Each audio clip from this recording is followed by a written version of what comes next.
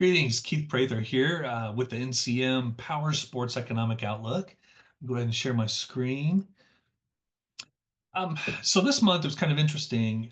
We saw the index remain above the long 20-year trend line, and we saw demand, obviously stronger than it has been for quite some time, but it did decelerate a little bit, and it has been decelerating since December. So we don't know if this is a trend that's just early and we're going to see it continue to go down or whether it flattens out. Based on most of the forecasts I see, obviously there's going to be differences depending on what side of the industry you're on. There is going to be some upticks in some markets, and we'll talk more about that in a moment. But we saw it about 0.4% lower month over month. Not much of a change. Could have been weather-related impacts. There could have been a lot of things happening at that point in time to really kind of give us that sluggishness. Still trending about 3.5% higher year over year. Um, excuse me, which is not bad, but it barely above inflation. So when you think about wage growth of 4%, 3.5% higher year over year, yeah, barely covers some of those costs. So we'd like to see it a little bit higher than that. And let me just move here. Here we go. So when you look at the retail sales index, when we actually look at street level, what we're seeing, February was actually a lot worse than maybe what we saw, in the last update. So about 0.6% lower month over month, and but it was still up 3.2% year over year, and then 1% lower in the 3-month moving average, which is what this is showing. So we still have a little bit of deceleration there. This makes it look a little bit worse than probably what it really is. And again, February, still coming out of the seasonal lows and still not really getting a lot of the spring acceleration that we'd be expecting across big segments of the country. But that'll be coming. So let's get into some of the details. It's interesting, as we've said in some of the other videos, we're all watching the macroeconomic environment, right? And you hear a lot of fear out there about recession. And I just want to give you my view on the whole recession discussion for now. Here's where it's coming from. What everyone is looking at is this Atlanta Fed GDP now estimate. And what they're watching is the fact that it keeps a running tally of GDP throughout the quarter.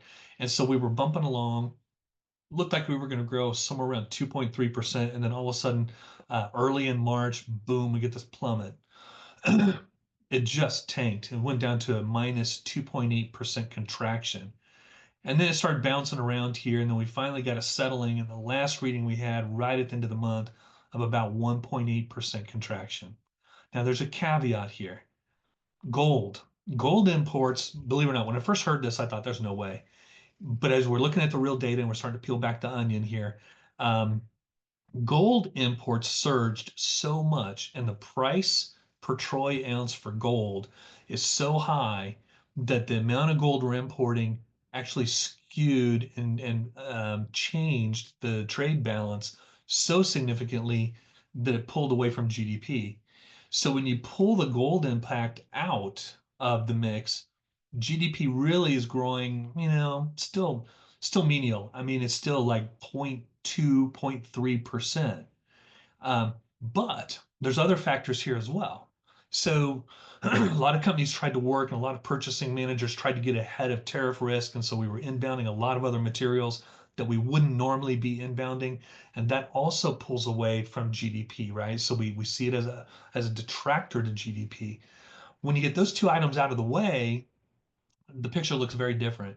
Those fundamentals that drive the economy and drive GDP overall, like consumer spending, which is 70% of GDP, can be as high as 81%, as I showed you for Q4 of last year. Um, that side of the economy is still booming. So consumers, retail spending is still up around 3.5%, which is a strong growth rate. Consumers are still showing a willingness to spend. They're nervous, they're concerned, their sentiment is down, right? But they're still spending, at least for now. The other thing is that when you look at some of the other sectors like residential fixed investment, so people buying homes, investing in their homes, buying big capital purchases and doing home improvements, those kinds of items, is still growing in Q1. And then we also see the non-residential side, so corporations investing and spending, those things are still moving on. Now we're waiting on unemployment data. We don't have new labor data, but typically when we look for recession, it's going to come out of two areas. It's going to come out of a changing job market. So we're going to see a plummet or plummet in new jobs, and you see growing unemployment and those kind of scary things. which we don't have so far. We haven't seen that in the data yet. And the second thing is you see a change typically in the credit markets where the credit markets really start to tighten up. And we're not seeing that. We're seeing the opposite. We're seeing the credit markets loosening, right? So banks are easing lending standards in many categories and making it a little bit easier to borrow. So those are some of the factors that are typically required before we really start to think about recession risks. And I'm just not seeing those right now. Now that can change, right? We know that there's a lot of uncertainty, a lot of risk out there. We see the stock market going down, and that can create uncertainty, and that can get people to stop spending, and that's what we're worried about. But I will tell you this: the Trump administration is aware of that, and their messaging, their language that they're using, and getting past the April 2nd reciprocal tariff date, all those things are going to be key catalysts. And I think you're going to see a stock market that kind of gets back into a cycle. Probably start to see a lot more investment moving back into equities sometime in the next couple of weeks. I think once it realizes what the real tariff risk is and it's not as bad as they thought it was, I think you'll start to see that all rebound. So what's interesting is, so you think about things like motorcycle sales, right? And sport enthusiasts, especially those purchases, I think could get a boost this year. So what we used to call blue collar job increases. I wish maybe there's a brand new term for that. I wish we could come up with something because most of the old fashioned blue collar jobs, these guys know more about, and guys and gals know more about computer programming than I do. I mean, they're so sophisticated, and a lot of the jobs we used to do manually now are done with, just sophisticated machinery. So I use blue collar very loosely here, but manufacturing, construction, farming, you think about so many different types of jobs that we do nowadays are going to be in high demand. And everything that the Trump administration is doing really pumps a lot of energy into those markets. And so you see a lot of hiring. I hear from a lot of construction firms, a lot of manufacturing firms. They're looking for help, and they're going to continue to look for help. And the wage increases in those jobs are anywhere from 4 to 8% year over year still. So they're really scrambling to find those workers. Anyway, all of those workers, then when they see this good, strong jobs market and they see the demand coming, they also, if they get an extension of the tax cuts, which we think will come before the summer, we'll get an agreement, and those extension of those tax cuts will really free up a lot of money that's still sitting and not moving right now just because they're worried about it.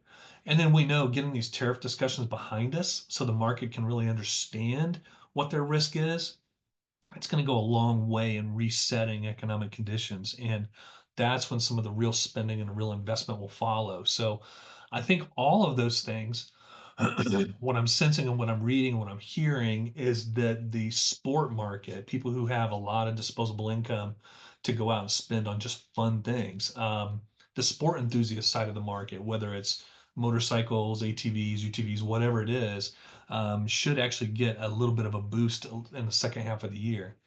Again, no change here. ATV, UTV expected to grow about 6% this year.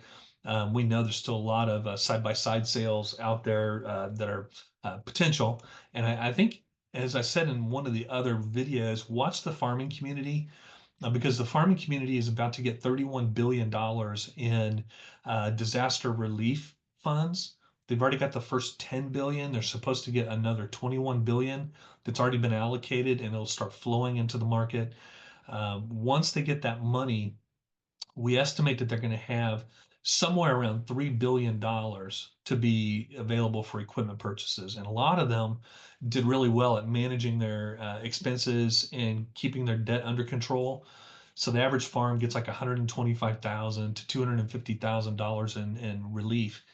And a lot of them, again, as I said, kept their debt under control. So when they get this influx of cash, some of them are going to have a lot of extra left over to do something with. So we think they'll go out and either upgrade their pickups or they'll jump into this market and maybe we see some sales of new side by sides, especially with a lot of farm utilization or farm components to them. So buckets on the front or snow plows, those kinds of things. So that'll be something interesting to watch because that would be an unexpected boost for the industry. And then we'll see what happens with tariffs. Again, we talked a lot about it, but could push prices up as much as 7 to 12%.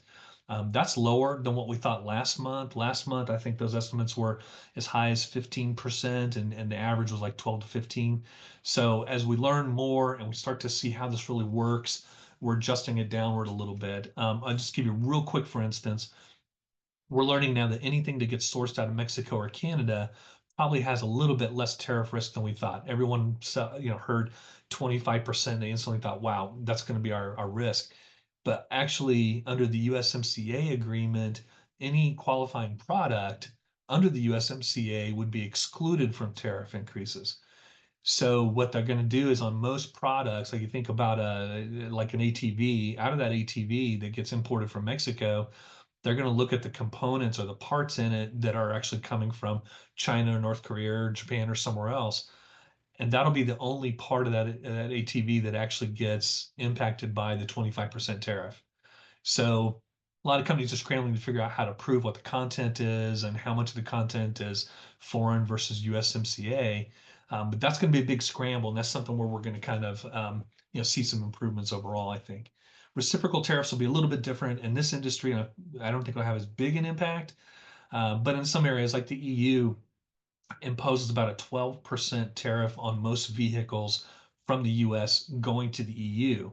We impose today about a 2% tariff on European vehicles coming into the United States. Under the reciprocal tariff agreement, what was going to happen is that we would increase our tariffs to match that 12% from Europe, and everyone would pay 12%.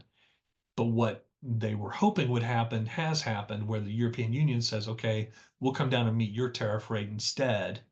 So those European tariffs ease up and maybe move down to 2%. And whether that impacts, what we see in the power sports arena or not, I'm not quite exactly sure. Again, waiting on some more details.